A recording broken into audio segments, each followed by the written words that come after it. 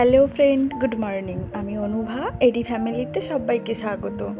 আজ শুক্রবার আর এখন সময় হচ্ছে সকাল 6টা। আর এখন থেকে আমি তোমাদেরকে সাথে নিয়ে আমার আরও একটা নতুন ব্লগ শুরু করলাম। আই হোপ আজ ব্লগটা তোমাদের একটু হলেও ভালো লাগবে।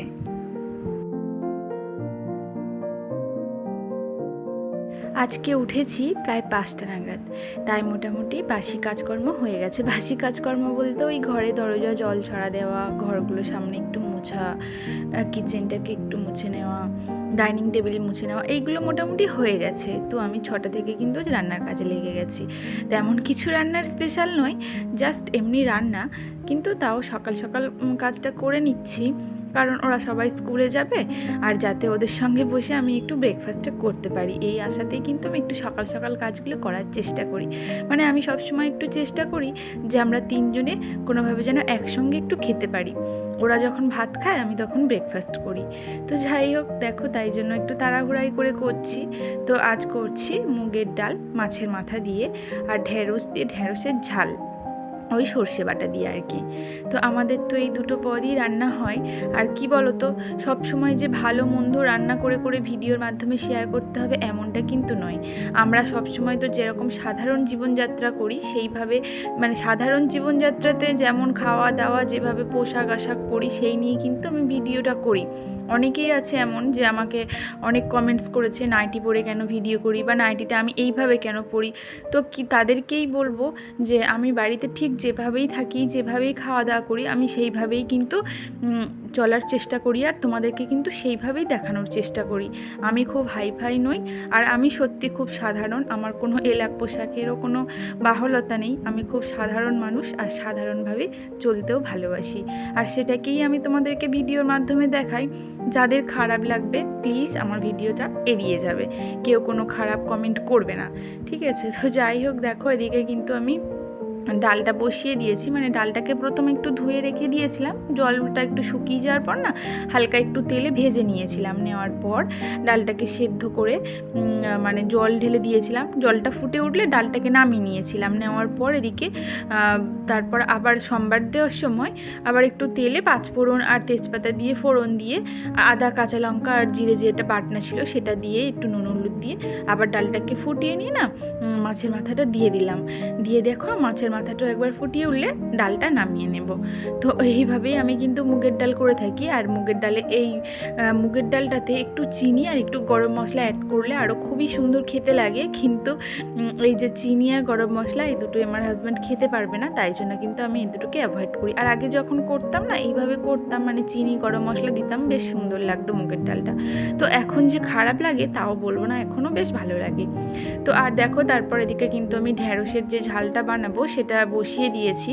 আর এই ঢ্যাঁড়সটা, মানে ঢ্যাঁড়স আনাজটা না আমার খুব ফেভারিট।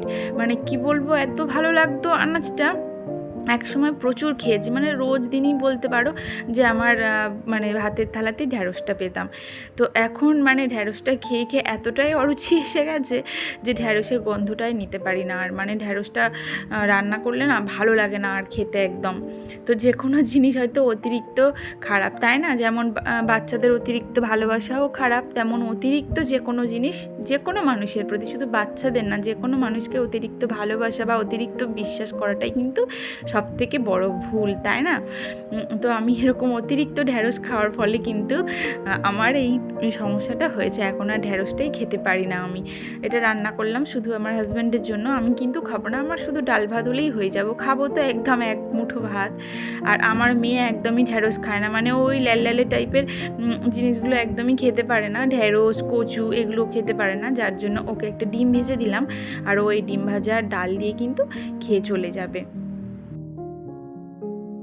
তো ডিমটা ভাজার পর না ওই কড়াইতে একবারে কিন্তু আমি আলুগুলো ভেজে নিচ্ছি। আমার মেয়েকে টিফিনে আজ সরু চাগলি আর আলু ভাজা দিয়ে দেবো। সরু চাগলিটা আমার শাশুড়ি মা সকালে করেছিল, তো মেয়েকে দিয়েছে দুটো, আর আলু ভাজা দিয়ে ও কিন্তু টিফিনে নিয়ে যাবে।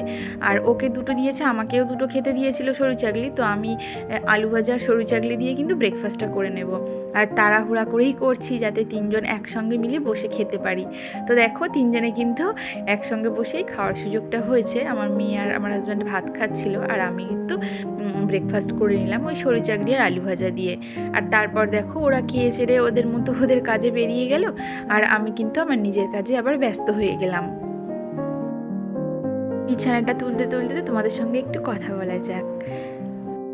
পৃথিবীতে যত আঘাত আছে সব থেকে ভয়ঙ্কর আঘাত কিন্তু এই কথার আঘাত, তাই না?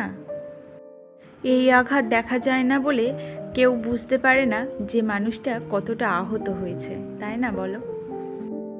কিন্তু এই আঘাতে না মানুষ ভিতরে ভিতরে পুরো ক্ষত বিক্ষত হয়ে যায়।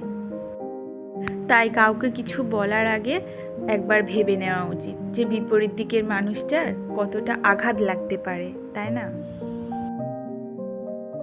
আর এই কথাটা বললাম, অবশ্যই তার কারণ আছে, কারণটা তোমাদেরকে অবশ্যই আমি বলবো। আমার ইউটিউব ফ্যামিলি কিন্তু 304 জন, আর এটা পুরোটাই আমার ফ্যামিলি, আমার পরিবার। এটা তো আমি অবশ্যই মনে করি। আর কি বলতো, আমি ইউটিউবে খুব অল্প সময়ে অল্প জনের অনেক ভালোবাসা পেয়েছি। তো আমি ইউটিউবে না আসলে কখনো জানতেই পারতাম না এত মানুষের ভালোবাসা আমি পাবো। ইউটিউবে আসার আগেও আমি কিন্তু কখনো ভাবিনি যে আমি এতজন মানুষের ভালোবাসা পেতে পারি। তো যাই হোক, কথা বলতে বলতে আমার বিছানাটা পুরোপুরি গোছানো কমপ্লিট হয়ে গেল। তারপরে দিকে চলে এসেছি জল ভরে নিতে। আর দিনে একবার জল ভরলে কিন্তু সারাদিনে আমাদের হয়ে যায়। আর এই কটা বোতলে মানে আমি কি করি বলো তো, যে আমি রোজ দিন জলটাকে ভরার চেষ্টা করি যেন না আজকের জল আবার কালকে আমাদের খেতে লাগে, এরকমের জন্য আমি একবারই ভরি, যাতে সারাদিনে মানে সারাদিনের মধ্যে আমাদের সব জলগুলোই শেষ হয়ে যায়। তো যাই হোক, জলের বোতলগুলো গুছিয়ে রেখে এদিকে চলে এসেছি কিন্তু কিচেনটাকে একটু ক্লিন করে নিতে।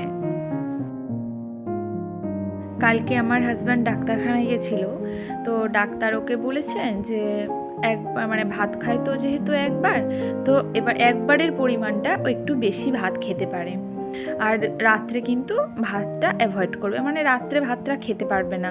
ওই একবার যদি দিনে খায় একটু বেশি পরিমাণ খেতে পারবে। তো যার জন্য আমি ওকে কিন্তু একটু বেশি ভাতই দিয়েছিলাম। তো সবাই তো এটা চাইবে, তাই না, যে দিন দিন মানুষটা কেমন একটা হয়ে যাচ্ছে, শরীরটা কেমন হয়ে গেছে। আমি তো অবশ্যই চাইবো, যেহেতু আমাকে বলেছে ও যে একটু বেশি ভাত খাওয়া যাবে, যার জন্য ও যে পরিমাণ খেত তার থেকে একটু বেশি ভাত ওকে দিয়েছি।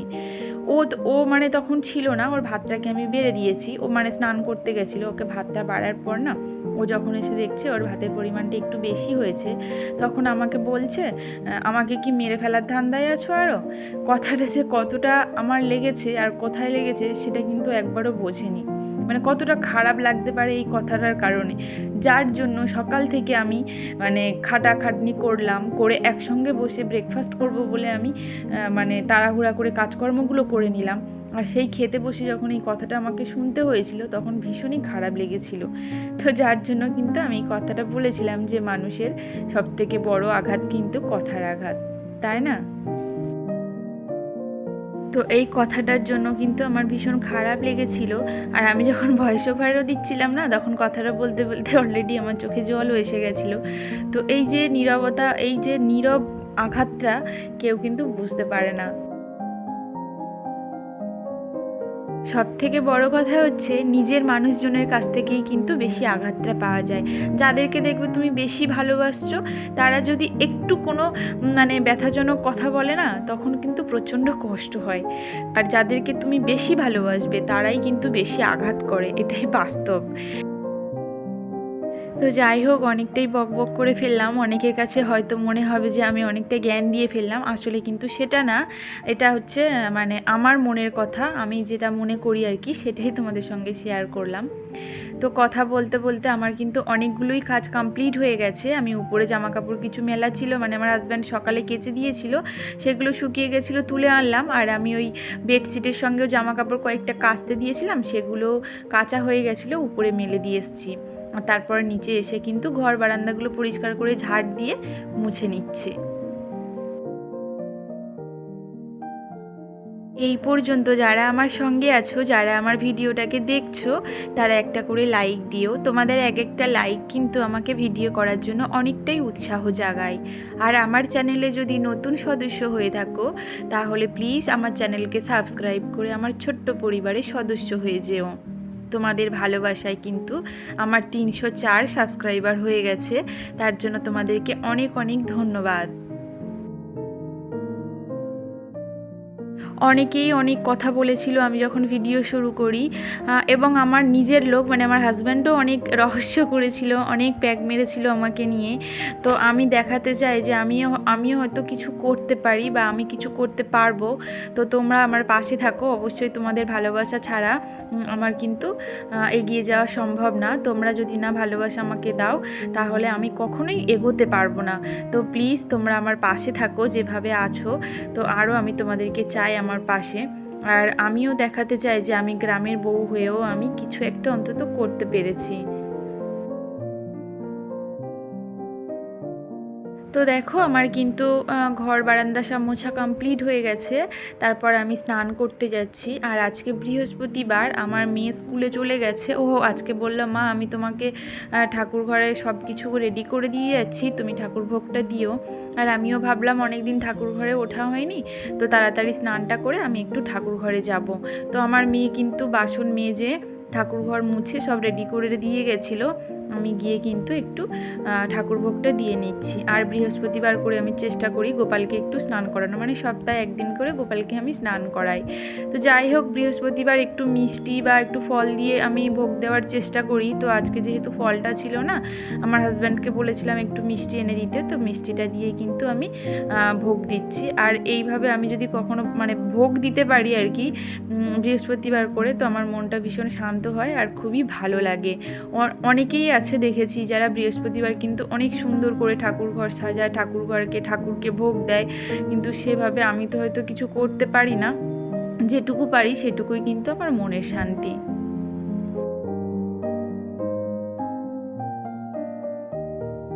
আর একটা বোন বলেছিল আমার ঠাকুর ঘরে ট্যুর দিতে, অবশ্যই বোন তোমার কথা আমি রাখবো, ঠাকুর ঘরটা আমি অবশ্যই তোমাদেরকে দেখাবো।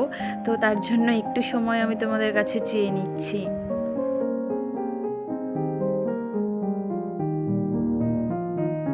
তো আজ অনেকটাই বকবক করে ফেললাম, তো ঠাকুর ভোগ দিতে দিতে কিন্তু তোমাদের থেকে বিদায় নিচ্ছি। ভিডিওটা এই পর্যন্ত শেষ করছি, দেখা হচ্ছে পরের ভিডিওতে। ততক্ষণ কিন্তু সবাই খুব ভালো থেকো আর সুস্থ থেকো। টাটা।